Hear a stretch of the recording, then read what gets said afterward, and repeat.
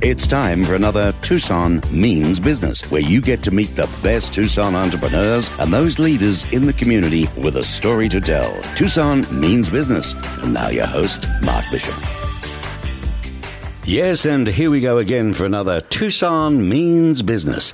I'll be looking forward to this show because it's our inaugural sponsorship of a wonderful local sponsor here in Tucson. And I'm referring to the 49ers Golf and Country Club. And what a beautiful club it is. It's come back from the dead. That's a phoenix, as they say. But you should see it if you ever get a chance and you're visiting here to Tucson, or if you're local and you haven't, get out there. Lovely Rincon Room and Grill and everything else that is out there to make a beautiful family club. So thank you, 49ers. We really appreciate it. My special guest today in Tucson Means Business is a gentleman by the name of Alok Appadure. Alok is a business coach. He's a public speaker, a workshop leader, and on a mission to end financial fear in families.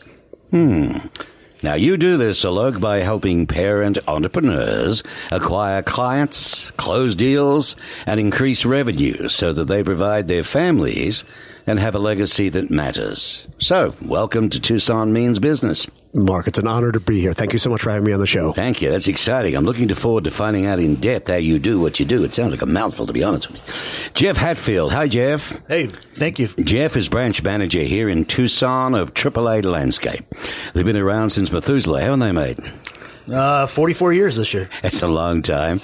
Jeff Hatfield is the Tucson branch manager for AAA Landscape. That company's been around for a while in Tucson, and it's got an interesting history, how it all started. And he, in turn, is, he's the AAA's Landscapes Executive Committee. He's on that. We're going to find out what that's about as well. But overall, where's it going these days? I mean, you're hearing a lot of things about real estate that are a little different to what we're used to. And what about commercial? Where does landscaping come into it all? And how is it doing any good for Tucson at all whatsoever? Beautifying or wrecking? We're going to find that out. Zachary Bickle. Zachary is a research director. Strong Point Opinion Research is the name of the company. He earned his BS, you know what that is, don't you, in business economics from the University of Louisville, Kentucky, and his MS in resource economics from the University of Arizona. Bear down. He's also married to University of Arizona researcher Ashley Bickle. Welcome along, Zach. Howdy. Howdy. Strong Point Opinion Research. Interesting. Large data, perceptions, mapping, all sorts of stuff, huh?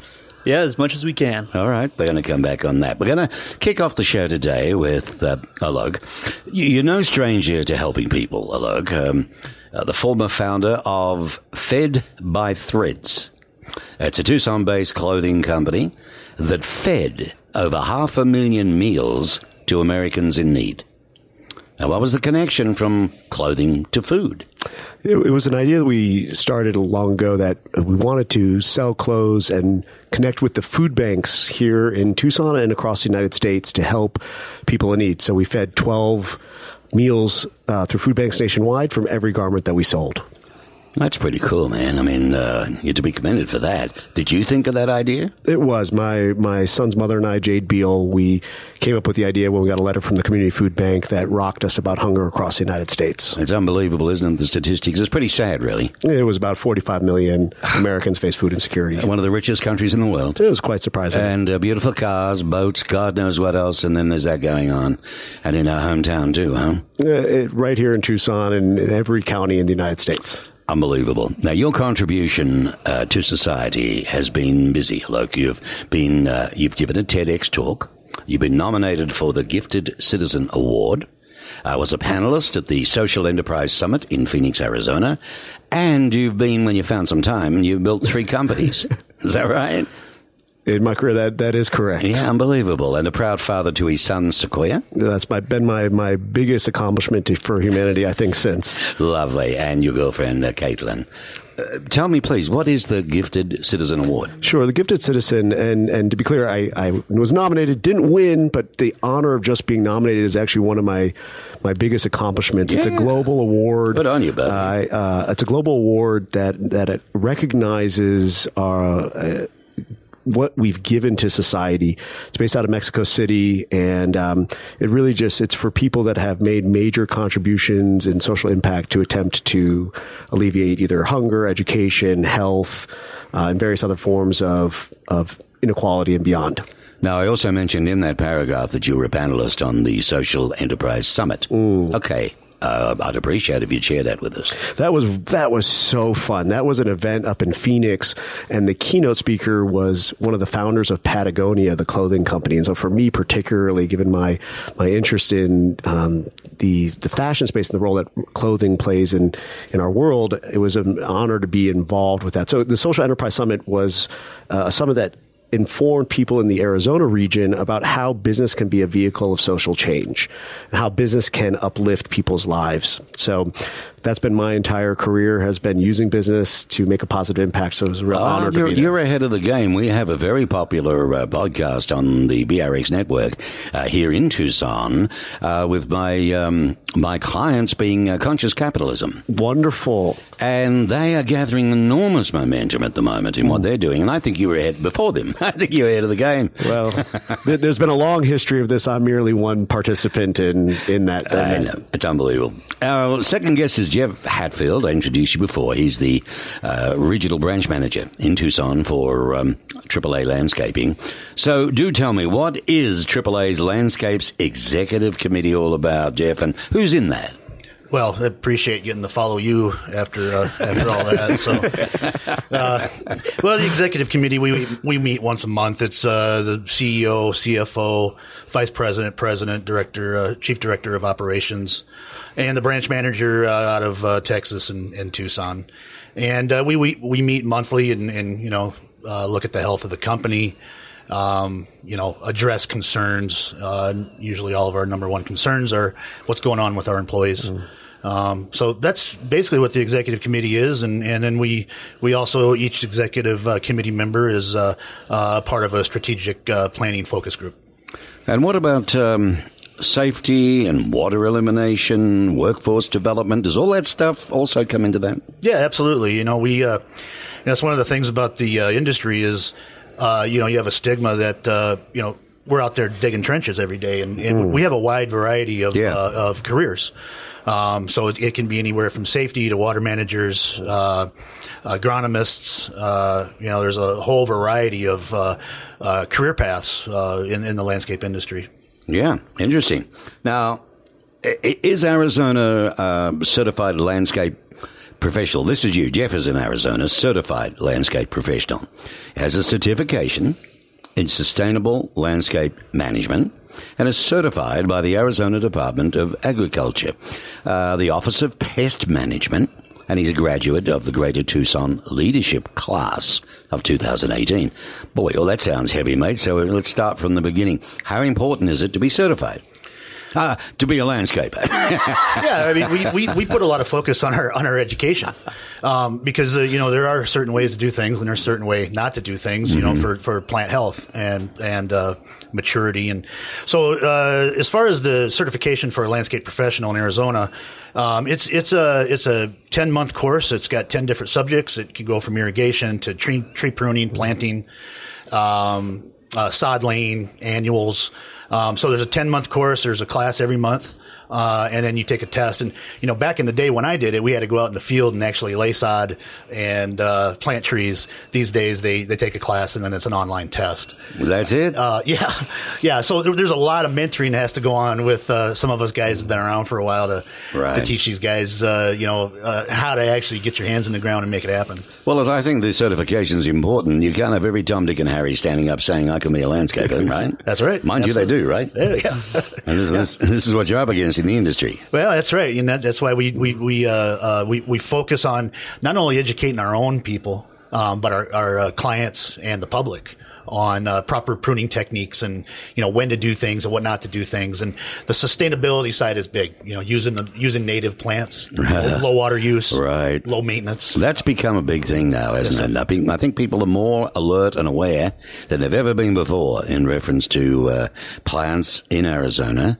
And I, for one, I came here allergy free. And I'm not one of these people that had to come to Tucson to get well, which a lot of people do from around the world because of the weather. Yep. And now I'm one of the worst there are with allergies, so much so that I go through enormous pains every year, and the sinuses kill me. And, you know, it affects the body and affects my golf, and then I get really upset. I understand that. Yeah, absolutely. Can't affect a golf game. No. You have a 5-year-old, and you like a bit of golf, don't you? I do. Every chance I get, you know, I'll get out there, and we're starting to get her along out there with us, and you know, she'll putt around on the green, but that's about it right now. But you know, we're trying to get her involved, and my wife and I both are avid golfers. So that's good. Yeah, that's good. Okay, Zachary Bickle, he's a research director, Strong Point Opinion Research, based in Tucson. Yep. And he earned his BS in business economics from the University of Louisville. When did you move out to here? So I moved out here in 2013 to pursue my master's, as you mentioned earlier, and finished the degree program. Actually got connected to Strong Point through the department head at the university, and got the career. Now I got the wife, and now I'm here to stay. Hey, but you don't play golf, right? No. What's your toy thing? Tell me. Actually, hunting and fishing. Oh, a bit of fishing, all right. Yeah, going outdoors. The fishing's not that great out here, though. Well, the fish ain't that great out here. Well. You know, you got to, from large data sets to perceptions mapping. Research director Zach Bickle, he helps his clients understand the story behind the numbers. So apparently, Zach, you do this by creating a research plan, a clear path for your clients to identify and understand what motivates people to purchase a product or service. Right now, you keep their membership with an organization or vote in an upcoming election. You know, people do all these things, and it's up to you to find out where, who, and why, right? Yeah. Really, the main thing that I want to do is I want to try and inform strategic decision making. That's the primary thing. And, you know, we've got a slogan at Strong Point is the best decisions are informed decisions, because I think that it's easy for especially professionals that are maybe a little bit entrenched in the business world and they think that they, you know how things are. Maybe that's the time in which you really need to be asking hard questions when you're sure of what's happening. So I write surveys, we conduct focus groups, we do product testing, we go out, collect intercept surveys, any way that we can collect information that we can aggregate into a report that helps that strategic decision making. So your clients range from where exactly? Pretty much anywhere. So we have worked with a lot of local nonprofits because, as everyone knows, Tucson is the land of nonprofits. We've worked with educational institutions, financial institutions. It sounds funny, doesn't it? The land of nonprofits. Yeah, it's only 3,500. Yeah, right. Well, it leads to an interesting dynamic because there's competition for resources in the nonprofit world here in Tucson that I don't think there really is in many other major metros. What do you mean by that? Well, you know, I think that there's only so much money, philanthropic pool of money available for these nonprofits to utilize. I'm amazed every year where the heck they get their dough from. Exactly. How they keep going. Yeah, and so it's really important for even nonprofits, small ones, to make informed decisions so that they can kind of make sure that they're most effectively serving their goals, and then also most effectively competing within that resource pool. Okay. So that's where you come into there. So, well, in fact, when I was doing my research on you, you've won elections, successfully launched new products, helped communities structure services and infrastructure investments for their residents. Yeah. And can you give us a better example of what we're talking about here? So one of the things that we've done not too long ago, we do the citizen survey for the town of Sahuarita. And so the town of Sahuarita, they communicate with their citizens in a random mail survey. They want to know, you know, how's the quality of life? How's the safety? How are the services provided by the municipality? And then where are opportunities for investment? You know, as you might know, that area of town is exploding. You can get a lot of house for not very much money, at least compared to Central Tucson. And they're trying to make it so that people don't feel isolated in Sahuarita or Vail or, even up in Marana. And so they want to make sure that they're building a community that people don't feel like they have to leave to get the kind of things that they can get in Central Tucson. Okay, so that makes sense. Yeah. That's pretty important then. I would gather here, Zach, that the right questions are asked in the right way, being that the client's guide, if you will, making the information collected, it's got to be reliable, it's got to be valid. Yeah, But, you must have a bit of a challenge sometimes getting to the meat of what you're really trying to ask. And that's really our number one goal in communicating with the client is because we are a small firm, we're able to treat each of our clients like really valuable partnerships. We're not going to tell you this is the way that we do this specific type of survey, and if you don't like it, you can go somewhere else. Yeah. We're having that conversation, and we're saying, what do you guys want to learn from this? What is the thing that you need to make the best decision possible? And then we make sure that we're only collecting that and nothing more, because people get very annoyed if you give them too long of a survey. Okay. Now, Tucson means business for you here locally, but you've got the rest of America, wouldn't you have as a target? Yes. Yeah. So aren't there all sorts of companies wanting to find out about Tucson? There are. And we actually have another location up in Delaware, another office up in Delaware. And we've also done work in North Carolina and in Texas and in Washington. And, I think we're trying to show that Southern Arizona can compete with anybody. And that's part of the reason why we try and offer high-quality products at maybe small guy prices. And so that's, I think, something that we're really trying to put out there of real value. That's good, because let's face it, we live here, we know the talk, we understand when people say, well, you're Tucson, you're up against the big boys up there, the road. You know what? We've got some pretty talented people in this city. Well, I appreciate having the opportunity to come here and maybe talk a little bit about how awesome we are, but to learn about how awesome everyone else is as well. Yeah, so thank you for the time. Well, you're most welcome. You're most welcome. That's what we're about, amplifying the voice of business in Tucson. You've built 3 businesses. I love, my friend. You've got to share what they were, what gave you the idea, and how did you have the impetus to make them work? Sure. My first company was a clean energy company in my 20s, looking at garbage and conversion of garbage into electricity and fuel. From there, launched Fed by Threads, the ethical fashion company that fed meals. And then alongside that, I launched a global media platform for women to reshape body image and mass media for women worldwide. That also came with a book project.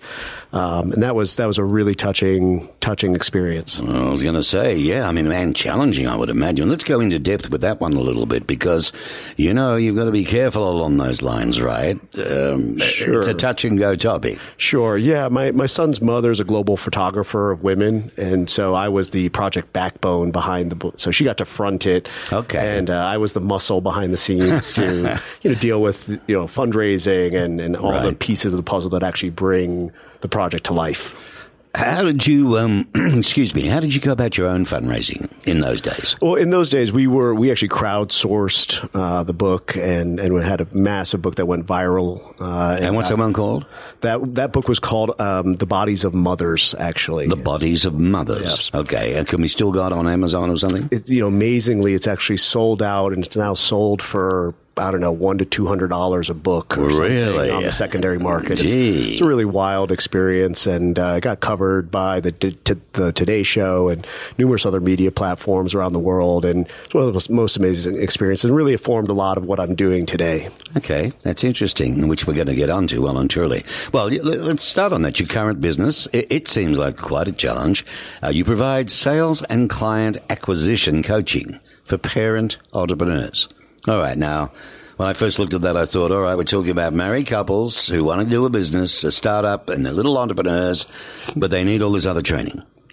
So my clients range. Is it as simple as that? Right. So my clients range from CEOs of 8-figure companies all the way down to solo entrepreneurs like Lindsay Tomei, who runs Tomei Advertising here in Tucson, who runs a 6-figure business already. And so they don't have to necessarily be parent entrepreneurs together, but they tend to have the trifecta, right, where they're both trying to be extraordinary parents, they're trying to be extraordinary entrepreneurs, and they're trying to be extraordinary spouses. Okay. And that, I got to tell you, it's different than when I was in my 20s. Right. And you're just sort of looking to run a business. When you're trying to do all three of those things well, it really is a really specific piece. Big challenge. This business about working at home with a home office and all of this when you're bringing up little ones, it can be very, very hard. So you want to scale their businesses. You utilize your skills of coaching and business marketing. But you're really, from what you're saying, you're touching on home life. You're touching on a total balance, right, of management. Yeah, the front door shingle tends to be that they've got a client acquisition and a revenue problem, right? They're like, we're at 150,000, but we'd like to be at 300,000, or we're at $1 million and we'd like to be at 2 million, or we're at 15 million and we'd like to be at 25 million, right? But actually, when I look under the hood, there tends to be many other challenges that we end up talking about. So yeah, we can get into tactics and strategies, but usually it's the way they're thinking. So we do mindset sales and client acquisition, but it's really half the time we're talking about their marriage. Right? I was going to say, do you ever go down that road at all? It does, right? It's not a requirement. No. But generally, as we actually get into it, we find that because their home life is not fully aligned, their business tends to be facing certain stresses as well. Well, it would be. So I call it the 10 life. I really want them to be pursuing a 10 life across all aspects. So even though they come to me about business, I want them to end being a phenomenal parent, a phenomenal business person, and a phenomenal spouse. How about that? You guys are welcome to intervene. Pop in anytime you want, Yeah, so as a young guy that doesn't quite yet have a family built, but is, hoping to get to that point, it's kind of an interesting question I have is, do you want them to blur those lines more between the roles, or do you want them to silo them more and then focus on specific aspects of each?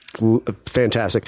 So I just recently signed up a client who is an aspiring father, right? He's got a great girlfriend and he's not yet a parent. And he said, will you take me on as a client? And he runs a major visual media company on the West Coast. And I said, absolutely, because that you have the hunger to be able to provide for a family down the road. So actually, it's not blurring the lines. It's actually acknowledging that many entrepreneurs, when they get into the zone of being a parent, a spouse, and an entrepreneur, there's the understanding or the thought, do I have to give something up? Do I have to sacrifice something? I don't know if you've experienced that. It's a balance. It's total balance, right? I mean, you're like... Yeah, it's an absolute balance. Which part have you struggled with at all? Like being a husband, a father, and an entrepreneur? Do you have to juggle? Yeah, I think the father part was, was the toughest part for me. Yeah. I mean, let's be real, right? There's before you became a father, then after. Yeah, night and day. So it's not, I wouldn't say it's a blurring. I think it's actually an acknowledgement of the challenges that because especially as men, we're not given a lot of space to say what's difficult, at least in my experience, when it comes. So it's how do you juggle being that? Do you sacrifice time? Do you miss the kid's school event? Is there a way to do all three well? And I think right now I think a lot of people sort of have the idea, well, I'll kind of maybe sacrifice my family a little bit here and there. Yeah, maybe not show up to T-ball practice Miss T-ball, kid will, forgive me later. I mean, my son's had to see me on client calls, and I'm like, your dad's going to have to hustle, man. This is how dad puts dinner on the table. Yeah, well, the writers in Hollywood, they're on the button, aren't they, when they write shows that depict all of this, Yeah. One of my favorite ones, I even forget the name, Like Us, or something like Us. Is it This Is Us? This Is Us. Thank you very much. Yeah, beautiful show. It really But it depicts everything that, Luke is talking about here. It's unbelievable. Now, Jeffrey, you touched on being a father. I mean, a young one, really, only a 5-year-old. Yep. You do community work. Works in the community to help develop a workforce for trade industries. So what does your community work entail? Well, I would say that the first point would be to really mentor our existing workforce. It's awful difficult in an entry-level position to start work here in June, July. So it becomes difficult to hire, and we have a relatively unsavory turnover at that position. So one of the things is mentoring and training our existing employees. And you do that when? During the summer? Well, we just do that all the time. Okay. It's learning the trade and how to work in the heat, but it's awful difficult to hire in the summer. And so I would say number one is taking care of our existing employees, building that bench strength within our company and our branch. Some of the things that we've done in the community, we go to career days for schools, elementary schools, high schools. Was involved with working with Pima Community College on their development of their centers of excellence, on having a trade skill as far as landscaping, equipment operators, that sort of thing. That's a real big shift that's happening now. Like younger generations moving more towards that trade school to and I guess that. Yeah, I guess the way I look at it is there's not everybody's set for 4 years of school or coming out or college coming out of high school. Yeah. And so how do you get in front of these kids and talk about a trade and, something that they'll have for the rest of their life? Yeah. And then, maybe they take, night school, or, they work during the day, they take classes at night. And so getting in front of, that generation that's coming out of high school, involving guidance counselors and the parents and talking about the things that we can bring to the table as far as trade, along many different career paths. So I think that's, getting out in the community and kind of discussing, that we're not, like I said earlier, not just digging trenches. Well, it's such a hot topic at the moment. You're right on the money. We have a show that is hosted by the president and vice president of the Tucson Metropolitan Chamber, and that's called News from the Chamber. And the last few eps, they've had interesting people who are doing more towards creating work opportunities through trade and trying to get more people interested in trades again, too top heavy with the uni business. Even in Australia, they walk in the streets with degrees, mate, Yeah, absolutely. So we need tradespeople. There's no doubt about that. Definitely. AAA Landscape is an Underwood Brothers company. Was started, 4 decades ago, with an old borrowed pickup and $1,000 cash. Oh, It's a great story. That was the brothers, Jeff, Robert, and Richard Underwood. Yes, sir. Yeah, who started the company. Where were they? Where are they from? They were in Tucson for a time, and then they were in Holbrook. Okay. And then they came back down to Tucson and then started AAA Landscape here in Tucson in 1975. And since then, they've opened a branch in Phoenix. That's where our corporate office is. And we've also, about 10 years ago, we opened a branch in San Antonio.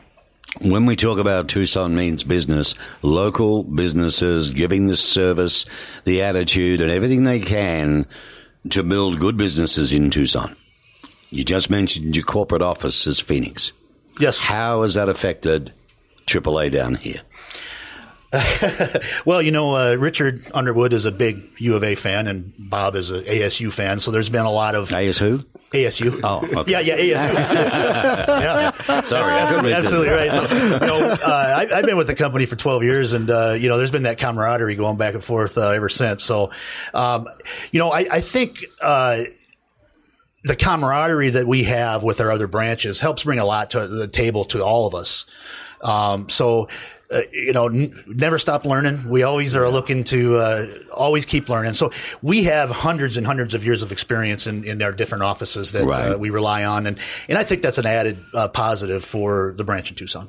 Well, the company's been built under a fairly strong passion, I believe, but when you read about them, the father, a county extension agent, he raised them to care deeply about the land. Their father, the 3 boys, Jeff, Robert, and Richard, their father was very pro-land and how to keep it good. They applied their passion on behalf of their clients, and a new business was born. I guess if something comes from the heart as a passion, it's got more meaning to it, hasn't it? Oh, absolutely. Than a lot of others, which goes on from there. So 500 employees and officers in Phoenix, Tucson, and San Antonio. Is that right? Yes, sir. Are you expanding anymore? Not at this time. I think we're, just coming out of the recession. I think we've really, gained a lot of speed. A year ago, we were under 400 employees, so now we're pushing 550. And each branch is relatively set up the same. We have a construction division, a maintenance division, enhancements division, which is a small construction division, arbor care division, and chemical. So we have, we're doing a lot of things out there and seeing a lot of work come in. And I think at this point, we're always looking to somewhere find some sort of unique acquisition.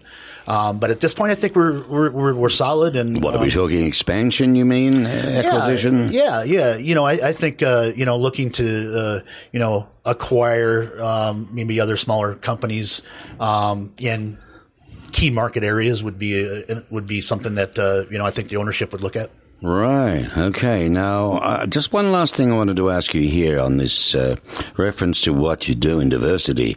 Don't you hold general engineering licenses as well for Arizona, California, and Nevada? Yes, we do. Yeah, along with a Texas irrigators license. Okay, so what does all that mean? Well, it means that we have done work in California and we have done work in Nevada as far as on the construction side, that we can be a general contractor on any project.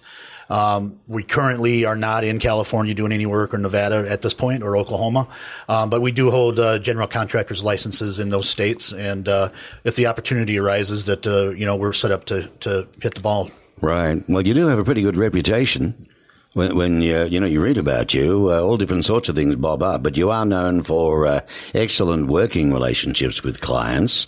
You do know your product knowledge, henceforth you do all that training, but project delivery, I think, is an important thing. You're not over budget and you're on time. Yeah. We, one of the things that I always talk about with our people are our core values. It's honesty and integrity and, showing up on time. We still feel that working here in Tucson, is a handshake town. You shake somebody's hand, you look them in the eye, and things still get done. Yeah. So that's kind of what you get from Robert and Richard. Okay. As me rolling in and running a branch in Tucson, I want to continue that theory that they have brought for the last 44 years, is, have integrity and be honest and do what you say. Well, you do. You started with small stuff, half-acre sites, and you still do them. But, you've done work up to 300-acre sites. Oh, yeah.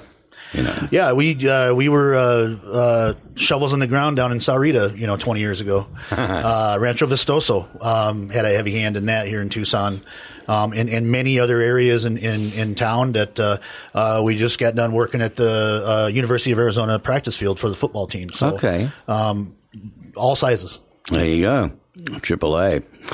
So, Zach, I gather that we touched on the right questions that you have to ask your clients. You're like a computer, aren't you? You're only going to get out what you put in. Well, I think I'm a little bit better than a computer, because hopefully you get out a little bit more than you put in. I know you, Zach. I know you. That's exactly right. Yeah, Jeff and I were in Greater Tucson Leadership together last year. All right. And then my wife is in it this year. Well, what is that? Come on, tell us all about it. Yeah, it's a great program. It is, I think it's run by the chamber. Yes, it is. And it is basically a way for professionals in the community to get connected to community issues, I think is probably the best way to describe it. Do you agree with that? Yeah, absolutely. Like we talked about, like what we went through is it's a government, economy, border, healthcare, criminal justice, education. Yeah. Well, sounds like they're all training you for politicians. I don't know about that. What was that? No, thank you. Yeah, I'm not sure about that. Your company has been conducting market research for clients since '99. Strong Point Opinion Research is today a unit of New Point Marketing. Have I got that right? Yes. Who's New Point when they're home? So New Point was actually formerly Strong Point Marketing. So Mary Rowley, Jim Rowley, Jan Howard, name drop a few people that, people may know here in the community. And we've been in the Tucson market now, since '99. We know the market. We know the handshake economy kind of feel to it. Mm-hmm. And so, the strongest relationships that we build with clients are with people that we meet at, events like this. And so, the opinion research portion of it actually just got formed about 2 years ago, or actually just in this past year, because we acquired the Delaware company that I mentioned earlier, and that became New Point Marketing, and then Strong Point Opinion Research is under that. And the reason we don't just keep it all, under one house is because we want to create a degree of separation between the research insights and the marketing and the public relations and digital and that kind of thing. And that's because, research is such a valuable tool from an objective standpoint. We want to make sure the insights are unbiased. We want to make sure that we're giving you the best information that you can possibly have so that you can use our marketing firm if you like. You can use our PR firm, but you can take those insights elsewhere as well because they can exist within a vacuum and be just as good, anywhere else as they could be with us. Very interesting. Very interesting. So can you tell us just some of your ongoing clients here in Tucson and maybe what you do for them? All of our data that we collect is proprietary, so I can't tell you all of our clients. But one of the big projects that we're doing right now is actually with the Arizona Daily Star. Ooh. So the Daily Star has something called the Community Poll. It's actually in the field right now. Am I allowed to plug it? Sure. All right. So until Friday, May 24th, tomorrow, you can participate in the poll, tomorrow of this recording. And it is on economic development this month. And you can reach it at tucson.com/community poll. And it's a monthly engagement with about 5,000 panel members here in Southern Arizona. Anyone can join the panel. And it's on community issues that are, timely and relevant. So then we deliver that information to the Daily Star for free. They write a news article on it, and then we are compensated through sponsorships. That keeps it afloat for us. And so we're always looking for community-conscious organizations that want to help to sponsor the poll to continue the conversation so that we can continue to provide this news content and engage the community in this conversation. So the Daily Star gets to feed off then what people give them to write about. Oh, pretty much, yeah. And it's, once again, it's good, bad, and ugly. Sometimes people, in April we had a roads and transportation poll, and I'm sure you can only imagine how that went. Oh. So no comment. Yeah, right. Yeah, it's we try and ask about. Don't drive a Beamer in Tucson. Yeah, let's put it that way. Yeah, unless you want to take it to the shop. So you can't tell us quite, but in a nutshell, what is market research? Market research, I would say, is an unbiased collection of the opinions, views, and perceptions of a targeted audience for a specific goal. So if that's a little bit academic, it's just because that's how my brain works. But it's the best way to collect information to mitigate risk and to make knowledgeable decisions. So. There you go. What do you think, Jeff? Yep. Hello? I think that sounds great. Yeah, right, pretty well on the button, isn't it? Doing my best here. All right, very good job. Very good job.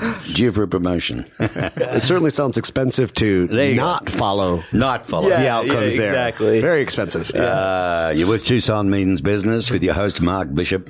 Proud to be here on behalf of the 49ers Golf and Country Club and the famous Rincon Grill with Mac and McKenzie, executive chef, wonderful staff and pros, golf pros, and also lots of beautiful buildings for you to have functions, whether it's a bar mitzvah, a wedding, whatever you've got going, a 21st birthday. Check it out, lovely surrounds. The 49ers Golf and Country Club bringing you Tucson Means Business, where we feature wonderful local businesses in Tucson and what they're up to and how and why, all for our great city. And that's what's important because you never know. There's a lot going on in our city and a lot of positivity and a lot of good things. Let me talk about Fed by Threads. Do you think, Alok, that it shaped the work that you do right now? Absolutely. All of my work, including Fed by Threads, has all been entrenched in how to uplift families and provide quality of life. I love being a branch manager and having all these employees. Every one of those employees, they're contributing to their families, and that's when we start looking at how do we create strong communities, how we create strong economies, it's by having strong job forces and people having employment, sure. Right? So they can then spend in their economies and beyond. So back in the community, yeah, makes a lot of differences. So what challenges? What challenges do you personally help entrepreneurs with? Sure. Many entrepreneurs just frankly struggle to close deals, right? They may even be able to get into a sales conversation, but frankly, they're passionate about whatever it is they create. But, selling and closing is, most people actually quite dislike that element. And when I started looking under the hood of a lot of people's businesses, I realized, wow, unlike, every great athlete, they've got a coach. Right? Every great musician's training with someone. You talk to entrepreneurs, the notion is, I should learn how to do this myself. You talk to business owners, they're often on an island reading, watching YouTube videos and reading books. Well, wouldn't that mainly be, though, because they're trying to save a penny? They're trying, right, and actually the cost... But in turn, costing themselves. It actually costs them, when I actually start asking them and doing research, I start doing diagnostics, right? Like, how many deals have you lost in the last year because you just couldn't quite close? And they start racking it up, and it's 6 to 7 figure problem that they're already experiencing. So they're like, cringing if they're going to have to pay me, let's say, $5,000 to $10,000, right? And I'm like, well, it's going to cost you way more to not hire me. I was hoping you'd be cheaper than that. Now. He's gone now. Too much for me, I'm afraid. So why should an entrepreneur hire a coach then? Hello, tell me. It's simply, it's not that they're not going to learn how to do what they got to do. It's simply they're going to go further faster, right? And they're going to waste less time. They're going to make fewer mistakes, and they're going to scale quicker. Okay. So why are you on a mission to end financial fear in families then? About 85% of families face financial fear throughout somewhere in their life, and that's regardless of income level, right? So I have clients that run 8-figure companies, and they're nervous about, well, we just made a huge 7-figure investment into equipment, and I'm under a ton of, debt load in the company, and, that starts playing out in their family lives because they're coming home totally stressed because of financial issues. So, the more and more I looked at how financial issues and financial stress in families affects marriages, it affects how they are as parents. I mean, it really stems out into their rest of their lives. I was like, well, I'm going to start there and start saying, can we ramp up revenue? Can we help people start closing more deals and increasing so they can hire more? Interesting. Yeah. Yeah. So why do you believe so deeply in the power of entrepreneurship to make the world a better place, do you think? Well, we see places where entrepreneurship creates jobs, communities get better, crime rates go down, schools get better, right? So many things start improving when we see entrepreneurs thrive. So I truly believe, more so than maybe I'm not going to get into the politics of, government or whatnot, but I truly believe in the power of entrepreneurs to create quality lives for people. Well, let's face it, I forget the exact number right now, but small businesses in America, we keep the ship afloat, don't you think? We are the driving force. We're the driving force. I know big corporations have the money, but Jeff, in your world, what are some of the current issues that you're dealing with in your industry? Yeah, I think it's that workforce development issue. I think that's the biggest thing, and we talk about like I said, always trying to make sure that our current employees are staying with us and we're mentoring them. But as far as I'm concerned, workforce development is the number one issue. And within the first 30 days of someone coming on is usually where they're turned over. Wow. So maybe it's they are looking at something that they thought something different when they came on board. But it builds a lot of character if you got to go out there and put 10 tons of granite down and shovel it in 8 hours. Is there like a day 60 bonus?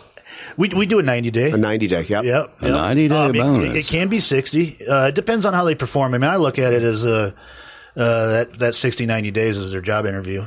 Right. And I think looking at the soft skills on the side of things on, making sure that these guys understand how to get up every day, how to dress, how to wear their uniform correctly, hygiene.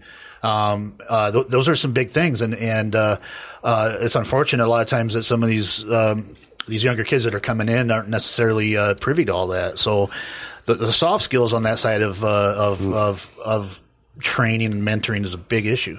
Well, what are some of the educational skills? What are some of the trade skills you teach them?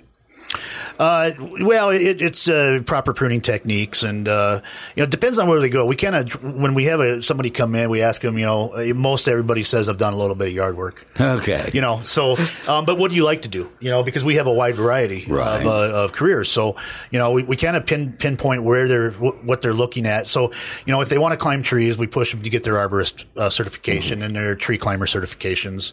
If they want to be, Hi there, welcome to AAA. Do you like climbing trees? Yeah, hey, I like climbing trees when I was a kid. So, it just sounded funny. You got to look for those guys that are a little bit younger and a little more nimble than say, myself. So a 70-year-old wouldn't have much chance. Well, probably not. No, not unless it was a bucket truck. Well, do you teach them equipment? Yeah, we do all kinds of training with the guys. We actually have what we call a new hire training class. So it's an 8-hour class. We hire entry-level positions to come in. And after a month or two, if they're still with us, we put them through an 8-hour training course. And we have our own educator. So he comes to Tucson and he goes to Phoenix. Mm-hmm. And once a month he'll have a new hire training course. It gives them the basics of landscaping. Cool. This is a shovel. Right. This is a lopper. And these are some proper pruning techniques. Mm-hmm. It's not down, as far as getting the certified landscape professional certification, but so we give them we try to give them all the tools to succeed when they come in as an entry level position. So I'm driving down the street. I see somebody on the left's house being done, somebody on the right. Further down, I see a nature strip being done. All these guys are dressed differently. They're this or that. Why should I hire AAA? Well, I think that in one sentence, we're a family and we work well together and we look out for each other. And, I think that comes from the ownership. It's a family atmosphere and you get on, you work with us and you prove to yourself, mm-hmm. you have a long career with us. That's a good thing. Zach, who needs market research? Everybody. Next question. So you say. Okay. Well, okay. Next question. Why not use SurveyMonkey? Just do it yourself. That's, therein lies the crux of the issue with the way the market research has been going lately. I think that the democratization of data has led a lot of companies to try and do it in-house. But the comparison that I make is like doing your own major construction work.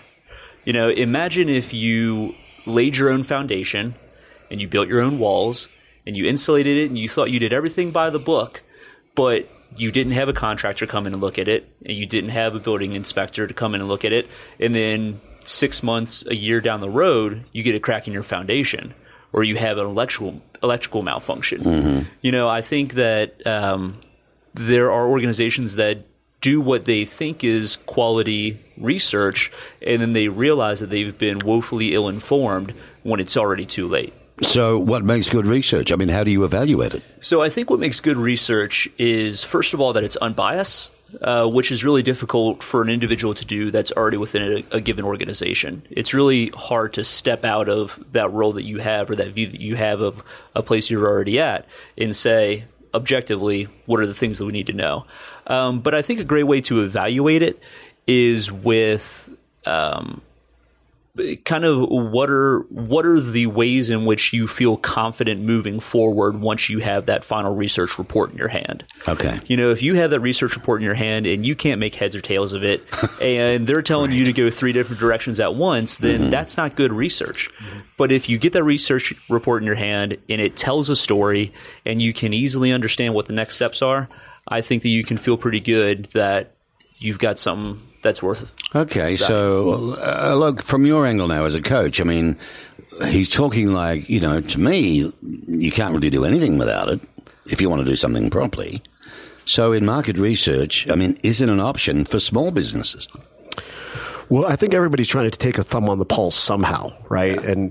And I think the work that Zach's firm's doing is absolutely vital. And I imagine the budget might be a little out of reach for some of the smallers, but everyone's trying to take some thumb on the pulse to understand, right? Because if you're bringing a product to market that people don't want to buy, you got a real problem. Well, in something that we're offering now, or that we're exploring more and more, is just kind of the outsourcing of data analysis, I guess, is an easy way to say it. So think about the role of like an IT professional back in maybe the late 90s or early 2000s. That was somebody that was in-house, that was getting paid $38,000 a year to go upstairs and turn somebody's computer on and off 3 times a day.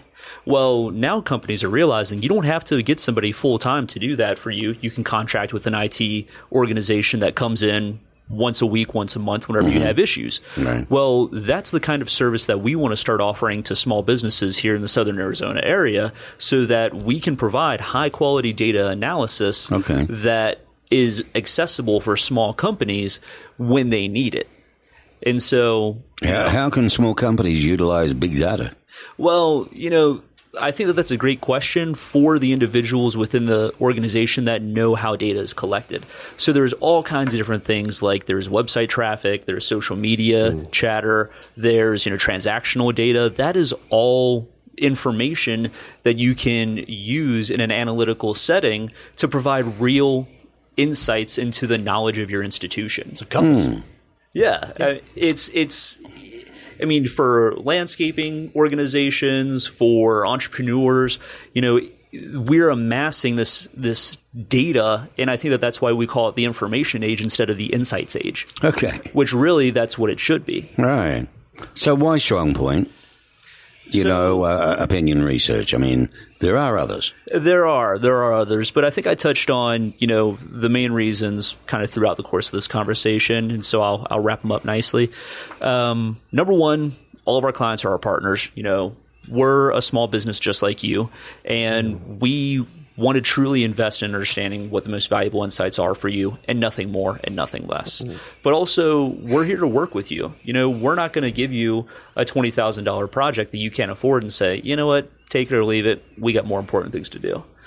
We are invested in the community. We've been here a while. We know how hard it is to survive the summers as a business in Southern Arizona. And so we want to make sure that we're providing as much value as possible. And then if you have great research experience with us, we have marketing in-house, we have public relations in-house, we have digital media in-house, that you can get everything as a one-stop shop. Your URL is strongpointresearch.com. People can look you up there.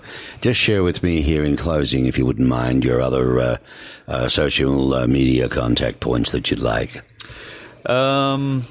I think LinkedIn is probably the other good one to find me on. And then we are actually exploring... That's the linkedin.com/Zachary-Bickle. Okay, exactly. Can we got there? All these will be published as well on this episode of Tucson Means Business, so people can find them and look them up anyway. Thank you. And of course, FacePoint and so on and doing that.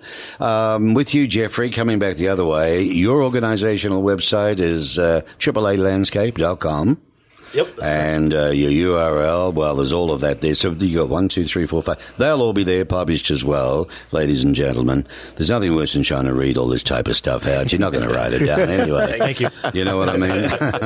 But it will be there for you, clear, black in print, and my publisher, Sam, puts it all up for you, and it's beautifully done. Now, I just want to ask you one last question, Jeff. Where do you see the landscape industry headed in the next 5 years? Well, it's a lot of robotics, drones. Interesting. Yeah, we're looking at, some marketing things with drones, looking at communities, from the drone's view.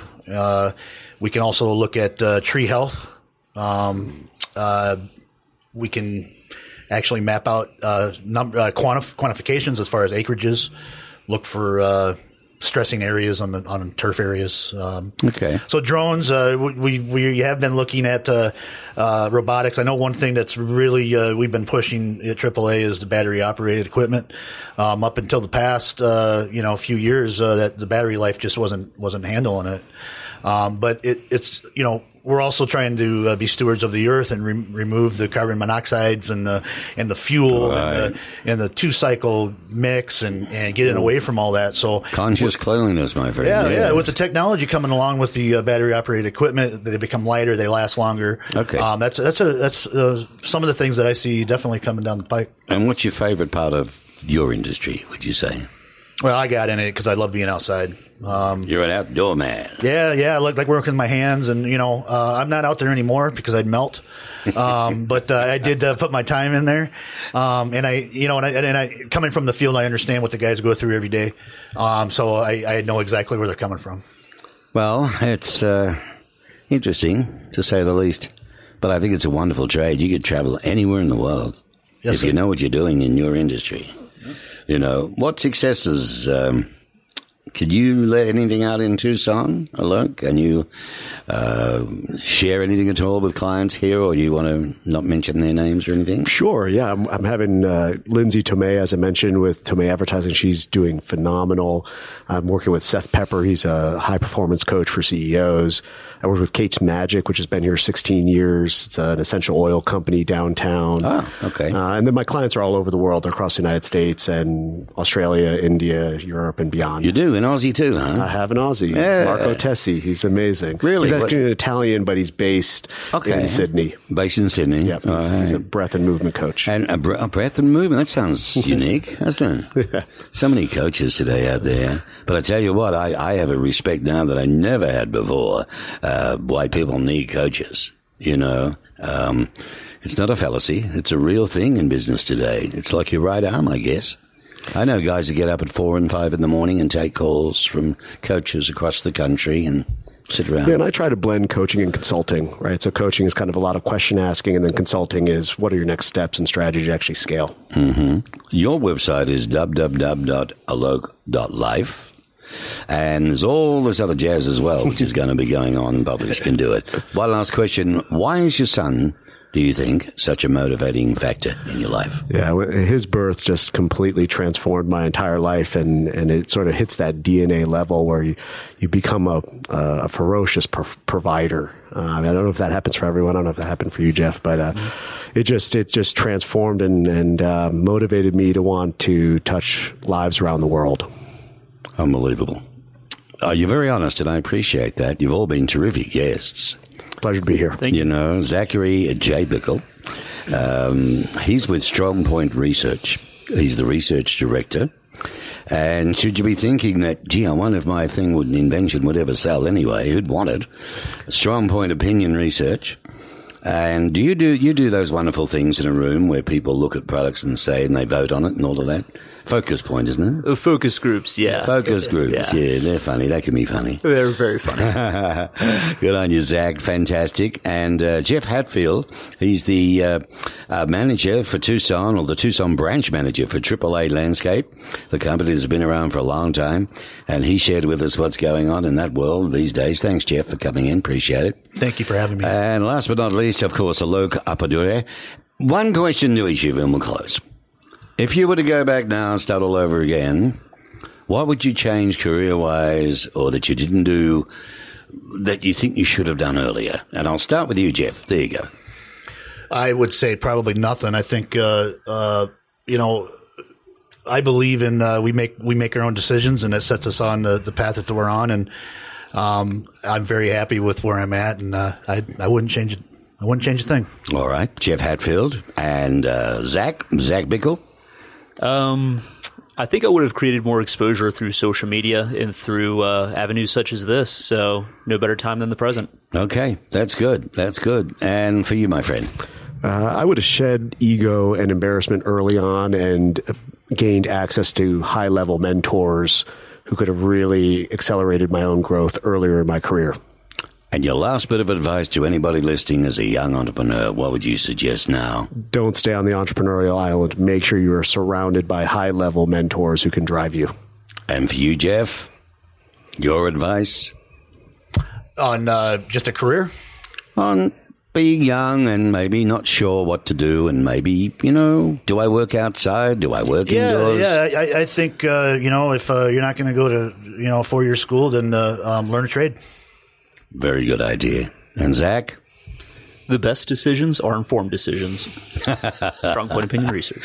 Thank you, gentlemen. Fabulous. Tucson Business Radio with Tucson Means Business, broadcasting live from our studio, which is situated in the Stewart Title Building in their corporate offices on the Boulevard, here on Broadway Boulevard in Tucson. And it's been great having you.